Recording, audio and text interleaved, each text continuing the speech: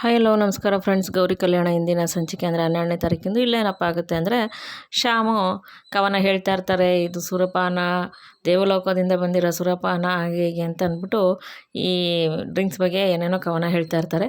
ಎಲ್ಲರೂ ವಾ ವಾ ವಾ ವಾ ಅಂತ ಕೇಳ್ತಾ ಇರ್ತಾರೆ. ಅದೇ ಸಮಯಕ್ಕೆ ಅಲ್ಲಿ ಚಕ್ರವರ್ತಿನೂ ಜ್ಞಾನೇಶ್ ಬಂದು ನಿಂತಿರ್ತಾರೆ. ಇವರು ಕವನ ಹೇಳ್ಕೊಂಡು ಈ ಡ್ರಿಂಕ್ಸ್ ಬಗ್ಗೆ ಹೊಗಳ್ತಾ ಇರ್ತಾರಲ್ಲ, ಅವಾಗ ಜ್ಞಾನೇಶ್ ಕೋಪ ಬಂದು ನಿನ್ನ ಮಗನ ಸುಮ್ಮನಿರು ಅಂತೇಳು, ಇಲ್ಲಾಂದ್ರೆ ನೋಡಿ ನಿನ್ನ ಮಗನಿಗೆ ಅಂತಂದಾಗ, ಅಣ್ಣ ಇರೋನು ಒಬ್ಬನೇ ಮಗ ಕಣಣ್ಣ ಅಂದ್ಬಿಟ್ಟು ಜ್ಞಾನೇಶ್ ಹೇಳ್ತಾರೆ. ಮತ್ತು ನಿನ್ನ ಮಗನ ಸುಮ್ಮನಿರು ಅಂತೇಳು, ಅವ್ನು ಕವನ ಹೇಳ್ಬೇಡ ಅಂತೇಳು, ಅವ್ನು ಕವನ ಹೇಳ್ಬಿಟ್ರೆ ನನಗೆ ಕೋಪ ಬಂದ್ಬಿಡುತ್ತೆ ಅಂದ್ಬಿಟ್ಟು ಚಕ್ರವರ್ತಿ ಹೇಳ್ತಾರೆ. ಆಗ ಸರಿ ಕಣಣ್ಣ ಆಯಿತು ಹೇಳ್ತೀನಿ ಅಂತ ಅಂದ್ಬಿಟ್ಟು ಜ್ಞಾನೇಶ್ ಹೇಳ್ತಾರೆ. ಆಮೇಲೆ ಸರಿ ಅಂದ್ಬಿಟ್ಟು ಇಲ್ಲಿ ಗೌರಿ ಕುಡಿದ್ಬಿಟ್ಟು ಏನೇನೋ ಮಾತಾಡ್ತಿರ್ತಾಳೆ. ಚಿನ್ನು ಕೂಡ ಮೊನಿಕಕ್ಕ ಐ ಲವ್ ಯು, ಗೌರಿ ಅಕ್ಕ ಐ ಲವ್ ಯು ಅಂತ ಮಾತಾಡ್ತಿರ್ತಾಳೆ. ಚಿನ್ನು ಅಪ್ಪ ಎಲ್ಲೋದ್ರು ಅಂತ ಚಿನ್ನು ಅವ್ರ ಅಪ್ಪನ ಕೂಡ ಹುಡುಕ್ತಿರ್ತಾಳೆ. ಅಲ್ಲಿ ಚಿನ್ನವ್ರ ದೊಡ್ಡಮ್ಮ ಚಿನ್ನನ ಸಮಾಧಾನ ಮಾಡ್ತಿರ್ತಾರೆ. ಇಲ್ಲಿ ಗೌರಿ ಅವ್ರ ಅಮ್ಮ ಕಾಂತವರು ಗೌರಿನ ಸಮಾಧಾನ ಮಾಡ್ತಿರ್ತಾರೆ. ಇಲ್ಲಿ ಆಶಾ ಅವರು ಕೂಡ ಡ್ರಿಂಕ್ಸ್ ಜ್ಯೂಸ್ ಕುಡಿದ್ಬಿಟ್ಟು ಅವರು ಕೂಡ ಒಲಾಡ್ತಾ ಇರ್ತಾರೆ. ಈ ಚಂಚಲ ಕೂಡ ಹಂಗೆ ಆಗ್ತಿರ್ತಾಳೆ. ಆಮೇಲೆ ಸರಿ ಅಂತ ಹೇಳ್ಬಿಟ್ಟು ಗೌರಿ ಶ್ಯಾಮ್ ಹೇಳಿರೋ ಕವಿತೆಗೆ ಚಪ್ಪಳೆ ತಟ್ಕೊಂಡು ವಾ ವಾ ವಾ ವಾ ಅಂತ ಅಂತಿರ್ತಾಳೆ. ಅವಾಗ ಕಾಂತವ್ರು ಸುಮ್ಮನಿರೇ ಗೌರಿ, ನಮ್ಮ ಮರ್ಯಾದೆ ತೆಗಿಬೇಡ ಸುಮ್ಮನಿರಿ ಅಂತ ಸುಮ್ಮನಿರ್ಸ್ತಾರೆ. ಅವಾಗ ಶ್ಯಾಮ್ ಮತ್ತೆ ಇನ್ನೊಂದು ಕವನ ಹೇಳ್ತಾರೆ. ಅಲ್ಲಿ ಇದು ಡ್ರಿಂಕ್ಸ್ ಬಗ್ಗೆನೇ ಇನ್ನೊಂದು ಕವನ ಹೇಳ್ತಾರೆ. ಅವಾಗ ಹೇಳಿದಾಗ ಮತ್ತೆ ಚಕ್ರವರ್ತಿ ಕೋಪ ಬಂತು. ನೋಡಿ ಇವಾಗ ಅಂದಾಗ, ಅಣ್ಣ ಒಬ್ಬನೇ ಮಗ ಕಣಣ್ಣ ಸುಮ್ಮನಿರೋಣ, ನಾನು ಅವ್ನಿಗೆ ಹೇಳ್ತೀನಿ ಅಂತ ಅಂದ್ಬಿಟ್ಟು ಮತ್ತೆ ಜ್ಞಾನೇಶ್ ಹೇಳ್ತಾರೆ. ಅವಾಗ ಚಕ್ರವರ್ತಿ ಸುಮ್ಮನೆ ಆಗ್ತಾರೆ. ಇವಳು ಚಂಚಲ ಎದ್ಬಿಡ್ತಾಳೆ.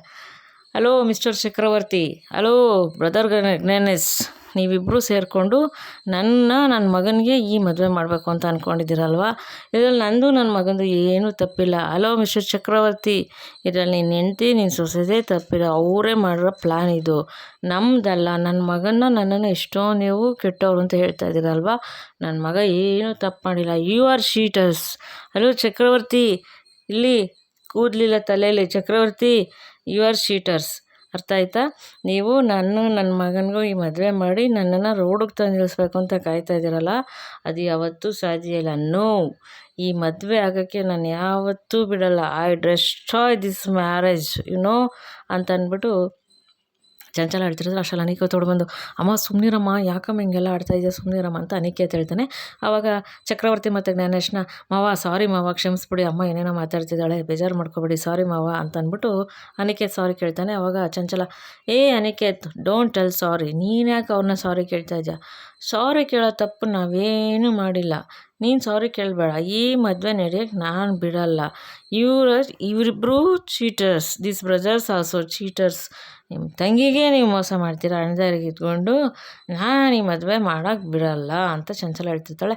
ಅನಿಕೇತ್ ನಿಮ್ಮ ಅಮ್ಮನ ಕರ್ಕೊಂಡು ಹೋಗು ಅಂತ ಹೇಳ್ಬಿಟ್ಟು ಇವ್ರು ಜ್ಞಾನೇಶ್ ಹೇಳಿದ ತಕ್ಷಣ ಅನಿಕೇತ್ ಅಲ್ಲಿ ಅವ್ರ ಅಮ್ಮನ ಕರ್ಕೊಂಡು ಹೋಗ್ತಾನೆ.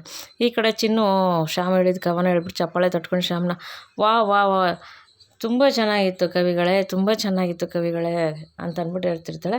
ಆಮೇಲೆ ಮತ್ತಿನ್ನೊಂದು ಕವನ ಹೇಳ್ತಾನೆ ಜ್ಞಾನೇಶು. ಒಂದು ಹೆಣ್ಣೀರಿನ ಕಣ್ಣೀರ ಬಿಂದು ಕಣ್ಣೀರಿನಿಂದ ಹರಿದು ಕೆನ್ನೆಯನ್ನು ಹರಿದು ಅದು ತನ್ನ ತುಟಿಯನ್ನು ಸೇರಿ ತನ್ನ ಕಣ್ಣೀರನ್ನು ಒರೆಸುವಾಗ ಎಷ್ಟು ಆ ಥರ ಒಂದು ಕವನ ಹೇಳ್ತಾರೆ. ಅವಾಗ ಮತ್ತೆ ಎಲ್ಲರೂ ವಾ ವಾ ವಾ ವಾ ವಾ ಅಂತಿರ್ತಾರೆ. ಆಮೇಲೆ ಸರಿ ಅಂದ್ಬಿಟ್ಟು ಚಿನ್ನು ಏನು ಮಾಡ್ತಾಳೆ, ಈ ಕಡೆ ಬಂದುಬಿಡ್ತಾಳೆ. ಅಲ್ಲಿ ಗೌರಿ ಇರ್ತಾಳೆ. ಗೌರಿ ಇದ್ಬಿಟ್ಟು ಈ ಕವನಕ್ಕೆ ಜ್ಞಾನೇಶ ಕವನ ಹೇಳ್ತಿದ್ದಂಗೆ ಗೌರಿ ಆ ಕಡೆಯಿಂದ ಮತ್ತೊಂದೊಂದು ಉತ್ತರ ಕೊಟ್ಕೊಂಡು ರಿಪ್ಲೈ ಮಾಡ್ತಾ ಇರ್ತಾಳೆ. ಆವಾಗ ಮನಸ್ಸಿಲ್ಲದ ಮನಸಾರೆ ಮದುವೆಯಾಗಿ ಅಂತಂದಿದ್ದ ತಕ್ಷಣ, ಎಸ್ ಯು ಆರ್ ರೈಟ್, ಇಲ್ಲಿ ಮನಸ್ಸಿಲ್ಲ. ನನ್ನನ್ನು ಮದುವೆ ಆಗೋಕ್ಕೆ ನಮ್ಮ ಯಜಮಾನ್ರಿಗೆ ಮನಸ್ಸಿರಲಿಲ್ಲ, ನನ್ನನ್ನು ಸೊಸೆಯಾಗಿ ಮಾಡ್ಕೊಳಕ್ಕೆ ನಮ್ಮ ಅತ್ತೆಗೆ ಮನಸ್ಸಿರಲಿಲ್ಲ, ಇಲ್ಲೇನು ಮಾಡೋಕ್ಕಾಗಲ್ಲ ಅಂದಾಗ ತನ್ನ ಕಣ್ಣೀರಿನ ನದಿ ಹರಿದು ಸಾಗರದಲ್ಲಿ ಸೇರಿದಂತೆ ಅಂತ ಮತ್ತೆ ಕವನ ಶುರು ಮಾಡಿದ ತಕ್ಷಣ ಗೌರಿ, ಹೌದು ನದಿಯು ಸಾಗರ ಸೇರುತ್ತೆ, ಆದರೆ ಸಾಗರ ನೀರು ಉಪ್ಪು ಅಂತ ನದಿ ಯಾವತ್ತೂ ಸೇರಿದಂಗಿರಲ್ಲ, ಸಾಗರ ಸೇರುತ್ತೆ. ಹಾಗೆ ನಮ್ಮ ಅತ್ತೆನೂ ಒಳ್ಳೆಯವರು, ನನ್ನ ಗಂಡನೂ ಒಳ್ಳೆಯವರು, ಇವತ್ತಲ್ಲ ನಾಳೆ ನನ್ನನ್ನು ಹೆಂಡ್ತಿ ಅವ್ರು ಒಪ್ಕೊಂಡೇ ಒಪ್ಕೋತಾರೆ ಅಂತ ಅಂದ್ಬಿಟ್ಟು ಗೌರಿ ಹೇಳ್ತಾಳೆ. ಮತ್ತೆ ಇವಾಗ ಕವನ ಸ್ಟಾರ್ಟ್ ಮಾಡ್ತಾರೆ ಶ್ಯಾಮು. ಅವಾಗ ಚಕ್ರವರ್ತಿ, ನೀನು ಮಗನ ಸುಮ್ಮನಿರೋ ಕೇಳೋರು ಸರ್, ಇಲ್ಲಾಂದರೆ ನಾನು ಸುಮ್ಮನಿರಲ್ಲ ನೋಡಿ, ಇವಾಗ ಕೋಪ ಬಂತು ಅಂದರೆ ಅಂದ ತಕ್ಷಣ ಆಮೇಲೆ ಅಣ್ಣ ಆಯಿತು ಸುಮ್ಮನಿರೋಣ, ಅಪ್ಪ ಸುಮ್ಮನಿರಪ್ಪ, ದೊರೆ ಮಗನೇ ಸುಮ್ಮನಿರಪ್ಪ, ಏನು ಮಾತಾಡಬೇಡ ಅಂದಿದ್ದ ತಕ್ಷಣ ಈ ಕಡೆ ನೋಡ್ದೇನು ರೀ ಕಾಂತವ್ರೆ, ಹಿಂಗೇನು ರೀ ನೀವು ಸಂಸ್ಕೃತಿ ಕಲಿಸ್ಕೊಟ್ರೋದು ನಿಮ್ಮ ಮಗಳಿಗೆ, ಇದೇನು ರೀ ನೀವು ಮಾಡ್ತಿರೋದು, ಬೆಳೆಸೋ ರೀತಿ ಇದೇನು ರೀ ನೀವು ಅಂತ ಅಂದ್ಬಿಟ್ಟು ಮತ್ತೆ ಸರಿತಾ ಕಾಂತವ್ರಿಗೆ ಹೇಳಿದ ತಕ್ಷಣ ಕಾಂತವ್ರ ಪಾಪ ತಲೆ ಬಗ್ಸ್ಕೊಂಡು, ಸುಮ್ಮನಿರು ಗೌರಿ, ಯಾಕೆ ನಮ್ಮ ಮರ್ಯಾದೆ ತೆಗಿತೀಯ, ಸುಮ್ಮನೆ ಇದ್ಬಿಡೆ ಅಂತ ಅಂದ್ಬಿಟ್ಟು ಕಾಂತವ್ರು ಹೇಳ್ತಾರೆ. ಅಮ್ಮ ನಾನೇನು ಮಾಡಿಲ್ಲ ಅಮ್ಮ, ನಾನೇನು ಮಾಡೋದಿಲ್ಲಮ್ಮ, ನಾನು ಮಾತಾಡ್ತಿದ್ದೀನಿ ಅಷ್ಟೇ ಅಮ್ಮ, ನಿನಗೆ ಐ ಲವ್ ಯು ಅಮ್ಮ, ನೀನು ನನ್ನ ಎತ್ತಮ್ಮ ಅಂತ ಮುತ್ತು ಕೊಡ್ತಾಳೆ. ಆಮೇಲೆ ಅವ್ರು ನನ್ನ ಅತ್ತಮ್ಮ, ಅವ್ರು ನನ್ನ ಗಂಡನ ಎತ್ತಮ್ಮ, ಇವಾಗ ನೀನು ನನ್ನನ್ನು ಬೈಯೋದು ಪ್ರೀತಿಯಿಂದ, ಅವ್ರು ನನ್ನನ್ನು ಬೈಯೋದು ಪ್ರೀತಿಯಿಂದನೇ. ಯಾಕೆಂದರೆ ನಿನಗೆ ನನ್ನ ಮೇಲೆ ಕಾಳಜಿ, ನಮ್ಮ ಅತ್ತಮ್ಮಂಗೆ ಅವ್ರ ಮಗನ ಮೇಲೆ ಕಾಳಜಿ, ಅದರಿಂದ ಅವ್ರು ನನ್ನ ಬೈತಾರೆ. ಬೈಯೋದು ತಪ್ಪಿಲ್ಲಮ್ಮ ಅಂತ ಅಂದ್ಬಿಟ್ಟು ಗೌರಿ ಹೇಳ್ತಾಳೆ. ಅವಾಗ ಮೋನಿಕಾ ಹಾಂ ಇವಾಗೆಲ್ಲ ಈಚೆ ಬರುತ್ತೆ, ಕುಡ್ದಾಗ ತಾನೇ ನಿಜ ಗೊತ್ತಾಗೋದು, ಇವಾಗ ಇವಳು ಏನು ಅಂತ ಎಲ್ರಿಗೂ ಗೊತ್ತಾಗುತ್ತೆ ಅಂತ ಮೋನಿಕಾ ಅನ್ಕೊಂತಿರ್ತಾಳೆ. ಆದರೆ ಗೌರಿ ಪಾಪ ಎಲ್ಲ ಕರೆಕ್ಟಾಗಿ ನಿಜಾನೇ ಹೇಳ್ತಾ ಇರ್ತಾಳೆ. ನೋಡಮ್ಮ, ನಿನಗೆ ನನ್ನನ್ನು ಬೈದು ನಿನ್ನ ಮನ್ಸಿಗೆ ನೋವಾದರೆ ನನ್ನ ಮೇಲಿರೋ ಪ್ರೀತಿ, ಆದರೆ ನಮ್ಮ ಅತ್ತೆಗೆ ಅವ್ರ ಮಗನ ಮೇಲಿರೋ ಪ್ರೀತಿ, ಅವ್ರ ಮಗನ ಬೈದರೆ ಅವ್ರಿಗೆ ತುಂಬಾ ನೋವಾಗುತ್ತೆ, ಅದು ಅವ್ರ ಮಗನ ಮೇಲೆ ಇಟ್ಟಿರೋ ಪ್ರೀತಿ. ಇನ್ನೊಂದು ಏನು ಗೊತ್ತಮ್ಮ, ನಮ್ಮ ಅತ್ತೆ ಬೇಜಾರಾದರೆ ನನ್ನ ಗಂಡಂಗೆ ಬೇಜಾರಾಗುತ್ತೆ, ನನ್ನ ಗಂಡನ ಬೇಜಾರಾದರೆ ನನಗೆ ಬೇಜಾರಾಗುತ್ತೆ ಅಲ್ವಾ? ನೀನೇ ಹೇಳು, ಇವಾಗ ನಿನ್ನ ಮಗಳಿಗೆ ಕಂಡ್ರೆ ನಿನಗೆ ಪ್ರೀತಿ ಅಲ್ವಾ, ನಿನ್ನ ಮಗಳನ್ನ ಯಾರನ್ನ ಅಂದರೆ ಬೇಜಾರಲ್ವಾ? ಹಾಗೆ ನಮ್ಮ ಅತ್ತೆಗೆ ನೋವಾದರೆ ನನ್ನ ಗಂಡಂಗೆ ನೋವಾಗುತ್ತೆ, ನನ್ನ ಗಂಡಂಗೆ ನೋವಾದರೆ ನನಗೆ ನೋವಾಗುತ್ತೆ. ನಮ್ಮ ಅತ್ತೆ ನನ್ನ ಗಂಡ ತುಂಬ ಒಳ್ಳೆಯವರಮ್ಮ, ನೀನು ಒಳ್ಳೆಯವಳು ಅಂತ ಗೌರಿ ಹೇಳ್ತಿರ್ತಾರೆ. ಪಾಪ ಸರಿತನ ಮನಸ್ಸು ಒಂಥರ ಕರಗುತ್ತೆ ಅವಾಗ. ಆಮೇಲೆ ಸರಿ ಅಂದ್ಬಿಟ್ಟು ಮತ್ತೆ ವಿವೇಕ್ ಹತ್ರ ಗೌರಿ ಹೋಗ್ತಾಳೆ. ಹೋಗಿದ ತಕ್ಷಣ ಸರಿತಾ ನೋಡೋ ಹೇಗೆ ವಾಲಾಡ್ತಿದ್ದಾಳೆ, ಇವಳಿಗೇನಾದ್ರು ಸ್ವಲ್ಪನಾದ್ರು ಪ್ರಜ್ಞೆ ಇದೆಯೇನೋ, ಮದುವೆಲಿ ಎಲ್ಲ ನಮ್ಮ ಸಂಬಂಧಿಕರೆಲ್ಲ ಬಂದಿರ್ತಾರೆ, ಅವ್ರ ಮುಂದೆ ಹಿಂಗೆ ಆಡ್ತಿದ್ದಾಳಲ್ಲ, ಅವಳು ಆಡ್ತಿರೋ ಸರಿನೇನೋ ಅಂತ ಹೇಳ್ಬಿಟ್ಟು ವಿವೇಕ್ನ ಸರಿತಾ ಕೇಳ್ತಾರೆ.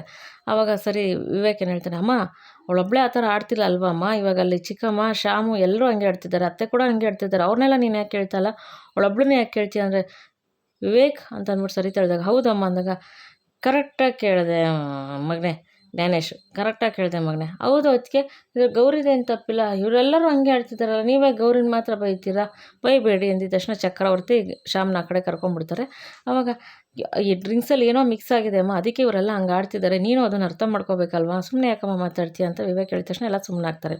ಆವಾಗ ಆಶಾ ಬಂದು ಕರೆಕ್ಟ್ ಮಗನೇ, ಅಕ್ಕ ನಿನಗೆ ಮುತ್ತಾದ ಬಂಗಾರದಂಥ ಸೊಸೆ ಸಿಕ್ಕಿದ್ದಾಳೆ ಅಕ್ಕ, ನಮ್ಮ ಗೌರಿ ಬಂಗಾರ, ಎಲ್ಲರನ್ನೂ ಚೆನ್ನಾಗಿ ಅರ್ಥ ಮಾಡ್ಕೋತಾಳೆ, ನೀನೇ ಯಾಕಕ್ಕ ಅವ್ಳನ್ನ ಅರ್ಥ ಮಾಡ್ಕೊಳೋದಲ್ಲ ತಪ್ಪು ಮಾಡ್ತಾ ಇದೆಯಾ ಅಂತ ಅಂದ್ಬಿಟ್ಟು ಆಶಾ ಕೇಳಿದ ತಕ್ಷಣ ಹೌದು ನಂದೇ ತಪ್ಪು, ಇವಳನ್ನ ನನ್ನ ಮಗನ ಮದುವೆ ಮಾಡ್ಕೊಂಡಿದ್ದು ಮೊದಲನೇ ತಪ್ಪು, ಇಷ್ಟ ಇಲ್ದಿರೋ ಮದುವೆ ಮಾಡಿದೆ ಅಂತಂದು ಎರಡನೇ ತಪ್ಪು, ಈ ಚಂಚಲ ಮುಸ್ಕಾಕಿ ಮದುವೆ ಮಾಡಿಸೋದಲ್ಲ ಅದು ಮೂರನೇ ತಪ್ಪು, ಈ ಮನೆ ಮರ್ಯಾದೆ ಉಳಿಸೋಕ್ಕೋಸ್ಕರ ನಾನು ನನ್ನ ಮಗ ಸೇರಿ ಇವಳು ಮದುವೆ ಮಾಡ್ಕೊಂಡಿದ್ದು ನಾಲ್ಕನೇ ತಪ್ಪು, ಎಲ್ಲ ತಪ್ಪು ನಾನು ನನ್ನ ಮಗನೇ ಮಾಡಿರೋದು ಈ ಮನೇಲಿ, ಏಕೆಂದರೆ ಎಲ್ಲ ತಪ್ಪು ನಾವೇ ಸಹ ಸಿಗಾಕೊಂಡು ಇರೋದು, ಅದಕ್ಕೆ ಎಲ್ಲ ತಪ್ಪು ನಮ್ಮ ತಲೆ ಮೇಲೆ ಬೀಳ್ತಾ ಇರೋದು ಅಂತ ಅಂದ್ಬಿಟ್ಟು ಚಂಚಲ ಹೇಳ್ತಾರೆ. ಅವಾಗ ಮತ್ತೆಲ್ಲ ಸುಮ್ಮನಾಗ್ತಾರೆ. ಇಲ್ಲಿ ಕಡೆ ಏನಾಗುತ್ತೆ, ಅನಿಕೇತು ಅವರಮ್ಮ ಚಂಚಲನ ಬಿಡೋಕೆ ಹೋಗಿರ್ತಾನಲ್ಲ, ಈಚೆ ಬರ್ತಾನೆ, ಚಿನ್ನು ಅಲ್ಲೇ ನಿಂತಿರ್ತಾಳೆ. ಓತಿಕೇತ ಅಂತಾಳೆ. ಯಾರನ್ನೇ ಓತಿಕೇತ ಅಂತಿದ್ಯಾ ನೋಡಿ ಈಗ ಅಂತ ಮುಂದೆ ಬರ್ತಾನೆ.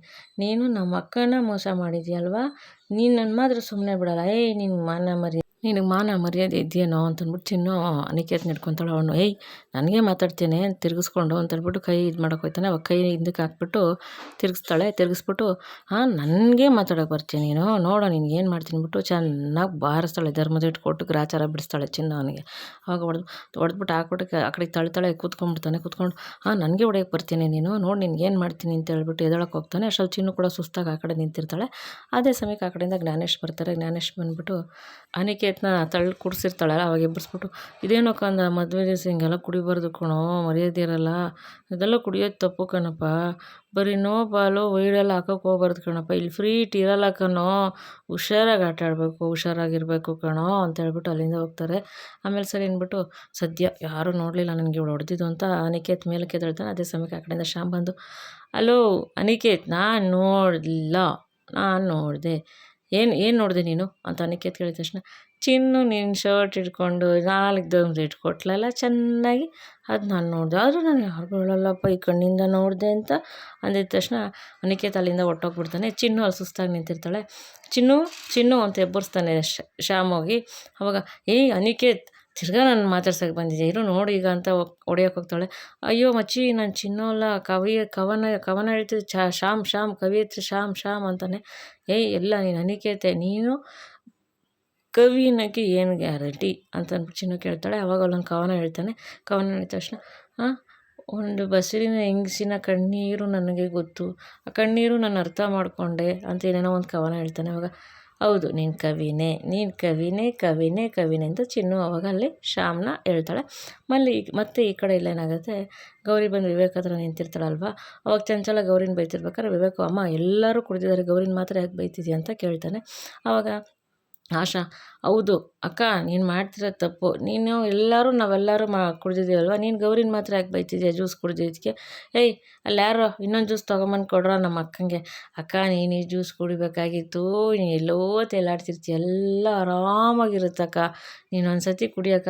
ಏಯ್, ತಗೊಬರ್ರ ಜ್ಯೂಸು ಅಂದಿದ ತಕ್ಷಣ ಆಶಾ ಅಂತ ಸರಿತಾ ರೇಗ್ತಾಳೆ. ಆಶಾ ಸುಮ್ಮನಾಗ್ಬಿಡ್ತಾರೆ. ಅವಾಗ ಅಕ್ಕ, ಗೌರಿ ಬಂಗಾರದಂತಳಕ್ಕ, ಯಾಕಕ್ಕ ನೀನು ಬೈತ್ಯಾ ಅಂತ ಆಶಾ ಹೇಳಿದ ತಕ್ಷಣ ಎಲ್ಲರೂ ಸುಮ್ಮನಾಯ್ತಾರೆ. ಮತ್ತೆ ಶ್ಯಾಮ್ ಅಲ್ಲೊಂದು ಕವಿನ ಹಾಡಕ್ಕೆ ಬರ್ತಾನೆ. ಅವಾಗ ಚಕ್ರವರ್ತಿ: ನಿನ್ನ ಮಗನ ಸುಮ್ಮನಿರೋಕೆ ಹೇಳಿದ್ರೆ ಸರಿ, ಇವಾಗ ಇನ್ನೊಂದು ಸತಿ ಕವನ ಹೇಳ್ದ ಅಂದರೆ ಅಂದಾಗ ಶ್ಯಾಮ್ ಬಂದು: ಅಪ್ಪ, ನಿನ್ನ ಕೈ ಮುಗಿತೀನಿ, ಸುಮ್ಮನೆ ಇದ್ಬಿಡಪ್ಪ, ನನ್ನನ್ನೇ ನೀನು ಯಾರು ಅಂತ ಕೇಳೋದು ನನ್ನ ಅಪ್ಪನೇನೆ, ನೀನು ಸ್ವಲ್ಪ ಸುಮ್ಮನೆ ಇದ್ಬಿಡಪ್ಪ, ಎಲ್ಲ ಸರೋತದೆ ಅಂದಾಗ ಅಪ್ಪ ಅದಲ್ಲ ಅಪ್ಪ. ಆಯ್ತಪ್ಪ, ನೀನು ಸುಮ್ಮನಿರಪ್ಪ, ನೀನು ಕೈ ಮುಗಿತೀನಿ, 5 ನಿಮಿಷ ಸುಮ್ಮನಿರುಕ್ಕಂದ, ಹೋಗಕ್ಕಂದ, ನೀನು ರೂಮ್ಗೆ ಹೋಗಿ ಪಾಚಿ ಮಾಡೋಗಪ್ಪ ನೀನು ಅಂದಾಗ ಸರಿಯಪ್ಪ ಆಯಿತು ಅಂತ ಶ್ಯಾಮ್ ಅಲ್ಲಿಂದ ಹೋಗ್ತಾನೆ. ಗೌರಿ ಕೂಡ ಪಾಪ ಅಲ್ಲೇ ನಿಂತಿರ್ತಾಳೆ. ಆಮೇಲೆ ಅಷ್ಟರಲ್ಲಿ ಶ್ಯಾಮ ಏನು ಹೇಳ್ತಾರೆ: ಅಪ್ಪ ವಿವೇಕು, ಇವಾಗ ಗಂಡ ಕುಡ್ದು ಬಂದಾಗ ಹೆಂಡ್ತಿನ ಮನೆ ಮರ್ಯಾದೆ ಉಳ್ಸೋಕ್ಕೋಸ್ಕರ ಗಂಡನ ಸದ್ದಿಲ್ದಂಗೆ ಕರ್ಕೊಂಡೋಗಿ ರೂಮಲ್ಲಿ ಮಲಗಿಸಿ ಅವ್ನ ಶೂಗಿ ಎಲ್ಲ ಬಿಚ್ಚಿ ಅವ್ನಿಗೆ ಬೆಡ್ಶೀಟ್ ಹೊಚ್ಚಿ ನಿದ್ದೆ ಮಾಡಿಸ್ತಾಳೆ. ಆದರೆ ಇಲ್ಲಿ ಉಲ್ಟಾ ಆಗಿದೆ ಕಂದ. ಇವಾಗ ನೀನು ಹೆಂಡ್ತಿ ಕುಡಿದ್ಬಿಟ್ಟಿದ್ದಾಳೆ, ನೀನು ಇವಾಗ ಕರ್ಕೊಂಡೋಗಿ ಅವಳನ್ನ ಮಲಗಿಸ್ಬೇಕು ಕಂದ, ಕರ್ಕೊಂಡೋಗು ಕಂದ, ಹೋಗಪ್ಪ ಅಂದಾಗ ಅಲ್ಲ, ಎಲ್ಲರೂ ನನಗೆ ಹೇಳಕ್ಕೆ ಬರ್ತಾ ಇದ್ದೀರ ಅಲ್ವಾ ಅಂತ ಸರಿ ಹೇಳಿದ ತಕ್ಷಣ ಅದಕ್ಕೆ ಸುಮ್ಮನಿರಿ ಅದಕ್ಕೆ ಅಂತ ಅಂದ್ಬಿಟ್ಟು ಜ್ಞಾನೇಶ್ ಹೇಳ್ತಾನೆ. ಹೌದು ಜ್ಞಾನೇಶ್, ನೀನ್ಯಾಕೆ ಈ ಥರ ಮಾತಾಡ್ತಿದ್ಯಾ ಅಂತ ಅಂದ್ಬಿಟ್ಟು ಸರಿತಾ ಕೇಳಿದ ತಕ್ಷಣ ಜ್ಞಾನೇಶ್ ಏನೋ ಮಾತಾಡಲ್ಲ, ಸುಮ್ಮನೆ ಆಗ್ತಾರೆ.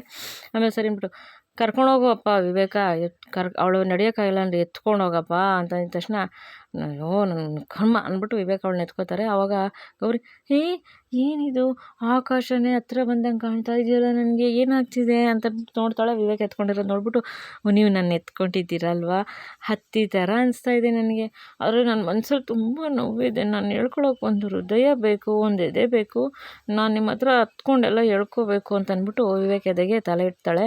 ಪಾಪ ಎಲ್ರಿಗೂ ಮನ್ಸಿಗೆ ತುಂಬಾ ಒಂಥರ ಬೇಜಾರು ಅನಿಸುತ್ತೆ. ವಿವೇಕ್ ಕೂಡ ಹಾಗೆ ಅನಿಸುತ್ತೆ. ಸರಿ ಅಂದ್ಬಿಟ್ಟು ವಿವೇಕ್ ಅವಳನ್ನ ಎತ್ಕೊಂಡೋಗಿ ಮಲಗ್ಸೋಕ್ಕೆ ಎತ್ಕೊಂಡು ಹೋಗ್ತಾನೆ.